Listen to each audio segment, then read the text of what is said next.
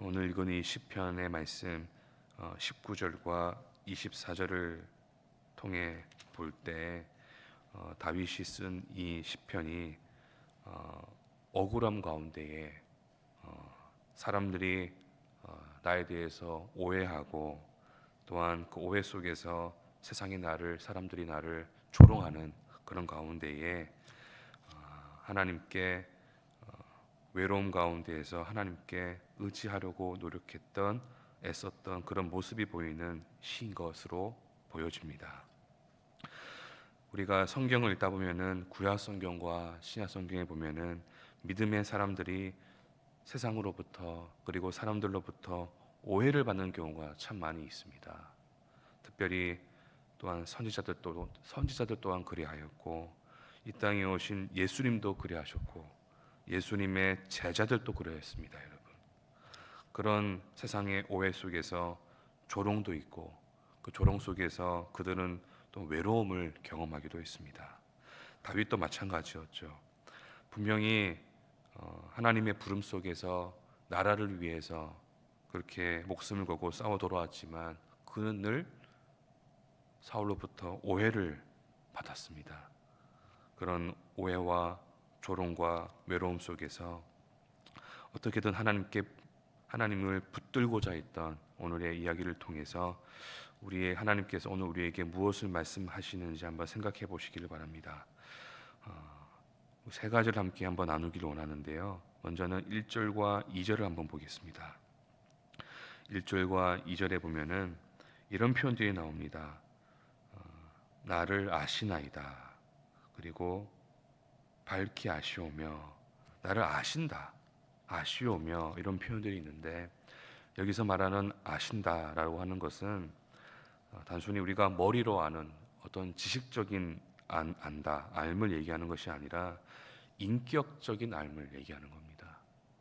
우리가 사람과 함께 지내는 가운데에 처음에는 그 사람에 대해서 어떤 지식적으로 외적으로 알아가는 경우가 있죠.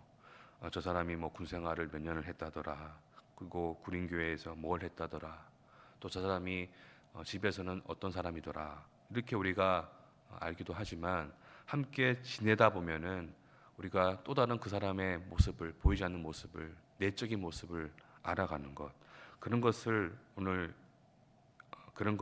이제 안다라고 우리가 표현합니다. 1절과 2절에 보시면 무엇을 얘기하냐면은 하나님께서 나를 인격적으로 알아주신다, 나의 모든 것을 알아주신다, 그런 이야기입니다.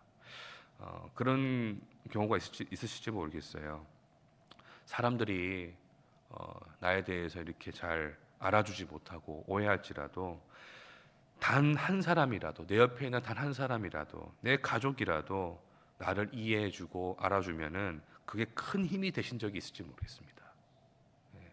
근데 여러분, 오늘 다윗이 뭘 고백하느냐면은 이 세상을 지으신 그 하나님께서 나를 아신다는 거예요.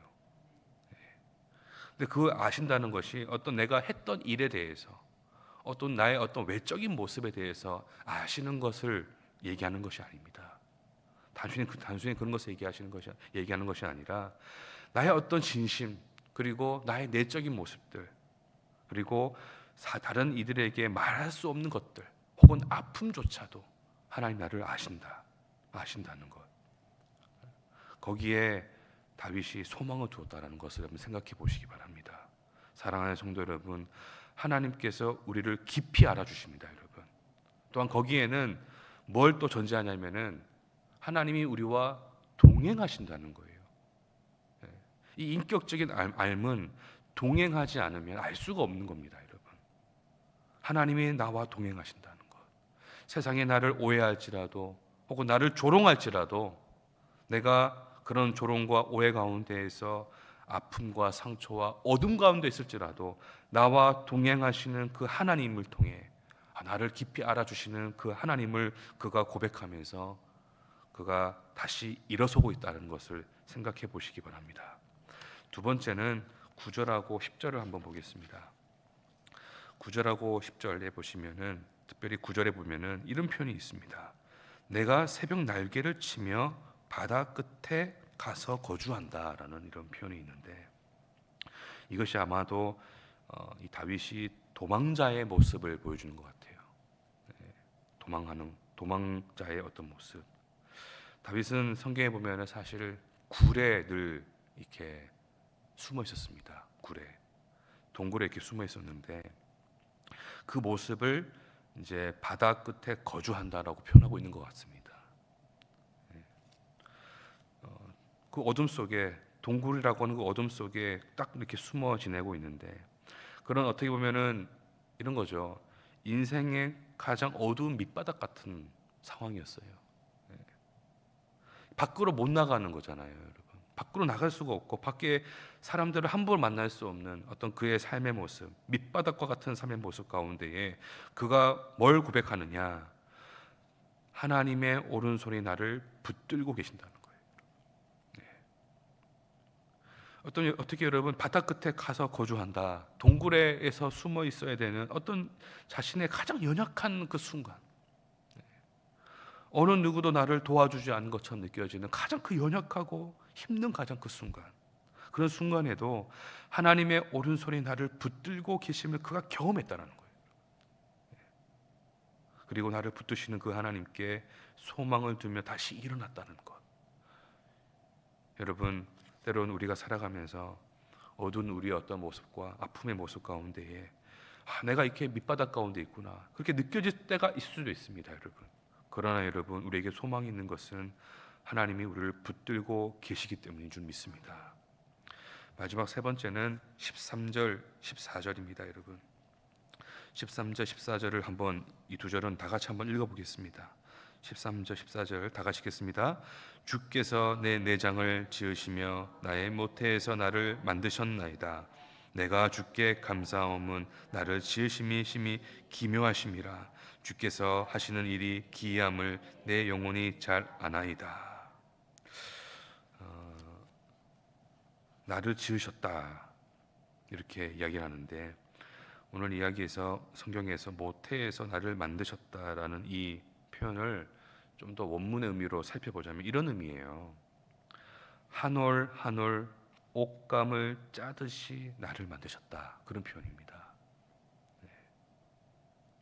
한 올 한 올 옷감을 짜듯이 나를 만드셨다.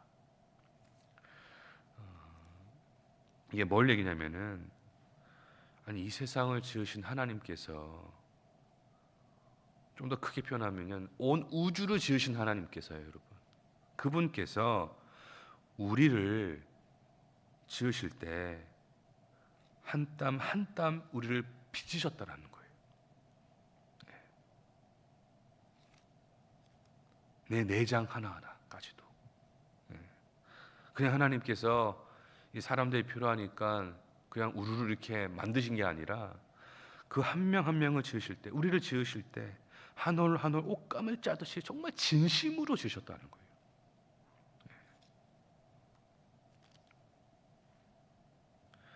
다윗이 세상으로부터 오해를 받고 그리고 조롱을 당하는 가운데에 그런 질문을 했을 것 같아요. 나는 누구인가? 나는 누구인가? 참 사람은 신기하게도 살아가면서 힘든 순간이 올 때 그런 질문을 던집니다. 나는 누구인가? 나는 어떤 존재인가? 나는 이 사회에서 어떤 존재인가? 나는 내 가정에서 어떤 존재인가? 나는 어떤 사람들과 그 공동체 안에서 나는 어떤 존재인가? 나의 존재에 대해서 질문을 합니다. 근데 다윗이 그런 힘들고 어려운 가운데 늘 도망자의 삶을 살아가는 가운데에 그는 질문을 하지 않았겠어요? 그도 나는 누구인가? 그런 끊임없는 질문 가운데에 그가 얻어내는 것은 다른 한 가지였습니다. 하나님께서 나를 진심으로 지어주셨다는 것. 내가 그런 존재라는 거예요. 세상 앞에서 내가 어떤 존재라 할지라도 내가 하나님 앞에서 그런 존재라는 것. 여러분, 거기에 그가 힘을 얻고 다시 일어섰습니다. 여러분, 사랑하는 성도 여러분, 우리도 이 구약과 신약에 나오는, 성경에 나오는 믿음의 사람들처럼, 다윗처럼 세상으로부터 오해를 받을 수도 있고 혹은 조롱을 받을 수도 있습니다. 혹은 때로는 어려움 가운데, 우리가 어둠 가운데, 아픔 가운데, 슬픔 가운데 갇혀 있을 수도 있습니다. 그러나 여러분, 우리와 동행하시며 내가 너를 안다 말씀하시는 그 하나님, 그리고 우리가 우리 인생의 가장 밑바닥에 있을지라도 그 오른손으로 우리를 붙드시며 인도하시는 그 하나님, 그리고 우리를 정말 진심으로 지어주시고 너는 내 앞에서 소중하다 말씀하시는 그 하나님, 그 하나님을 여러분 생각해 보시면서 그 하나님을 통해 힘을 얻으시기를, 소망을 얻으시기를 간절히 소망합니다. 오늘은